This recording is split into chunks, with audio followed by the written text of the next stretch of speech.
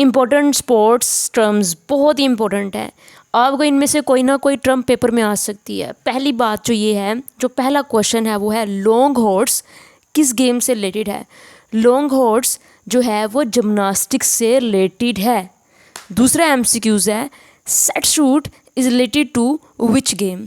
Basketball से, cricket पे, badminton पे या टेबल टेनिस पे किसके साथ रिलेटेड करता है, सेट शूट। तो सेट शूट जो है वो बास्केटबॉल के साथ रिलेटेड कर रहा है।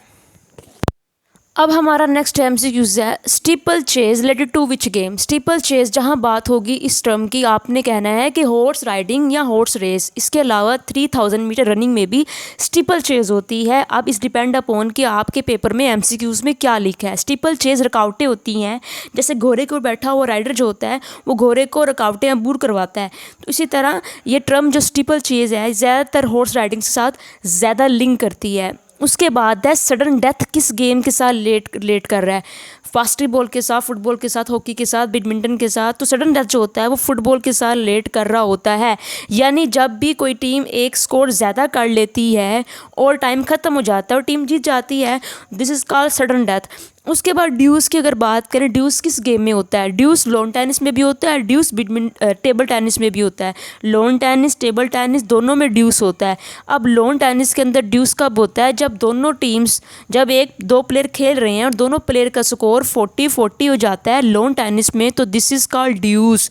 अब ड्यूस जब होगा तो फिर क्या होगा कि अब दोनों प्लेयर्स में से किसी एक प्लेयर को 2 लगातार पॉइंट जीतने होंगे जीतने के लिए। अगर वो 1 पॉइंट जीत जाएगा पहले तो जीतेगा नहीं, उसको 2 पॉइंट लगातार जीतने होंगे फिर ही वो जीतेगा। इसको हम कहते हैं ड्यूस। इसी तरह टेबल टेनिस में 11 पॉइंट्स की गेम होती है, लेकिन अगर किसी एक प्लेयर के 10 पॉइंट हो जाते हैं और दूसरे प्लेयर के भी 10 पॉइंट हो जाते हैं तो अब ये ड्यूस बन चुका है टेबल टेनिस में। इन टेबल टेनिस के अंदर 10-10 पॉइंट इक्वल होने के बाद दोनों प्लेयर्स के ड्यूस हो जाता है, और लॉन टेनिस में 40-40 पॉइंट्स होने के बाद दोनों प्लेयर्स के ड्यूस हो जाता है। और टेबल टेनिस में भी ड्यूस के बाद 2 लगातार पॉइंट चाहिए किसी प्लेयर को जीतने के लिए। अब हम नेक्स्ट बढ़ते हैं, हुक पास किस गेम का हिस्सा है। Hook pass related to which game. Hook pass basketball का है, फुटबॉल का है, हॉकी का है, शूटिंग का है, किसका है हुक पास। हुक पास बास्केटबॉल का पार्ट है, बास्केटबॉल गेम से रिलेट कर रहा है। उसके बाद है पुंटर।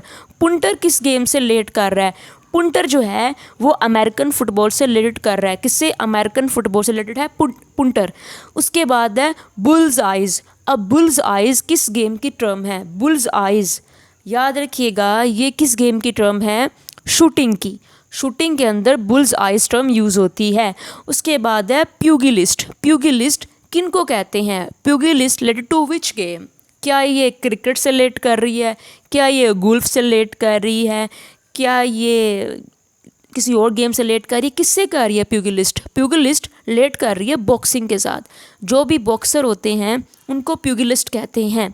उसके बाद है बटरफ्लाई। बटरफ्लाई टर्म्स किस गेम का पार्ट है। बटरफ्लाई टर्म स्विमिंग का पार्ट है। I think it's so easy. उसके बाद है मेडन ओवर। मेडन ओवर किस गेम की टर्म है। शायद आप में से जो लड़के हैं उनको तो पता होगा कि मेडन ओवर किस गेम की टर्म है, क्रिकेट की टर्म है। तो मेडन ओवर होता क्या है। मेडन ओवर ये होता है कि जब एक ओवर में जब एक बॉलर बॉल कराता है, बॉल करवाने के बाद उसके पूरे के पूरे ओवर में कोई रन नहीं हो पाता, this is called maiden over. उसके बाद है एज। एज टर्म जो है this is related to cricket. Edge में क्या होता है कि जब एक बैट्समैन बॉल को खेलने की कोशिश करता है तो उसके बैट के किनारे से बॉल टच हो जाती है और कीपर के हाथ पे जाती है और वो बैट्समैन आउट हो जाता है, दिस इज़ कॉल्ड एज। सो ये थी इंपॉर्टेंट टर्म्स जो कि मैंने आपके साथ शेयर की। I hope you like this video, और चैनल को सब्सक्राइब करना आपने नहीं भूलना और शेयर कीजिए अपने दोस्तों के साथ। ओके जी, बाय।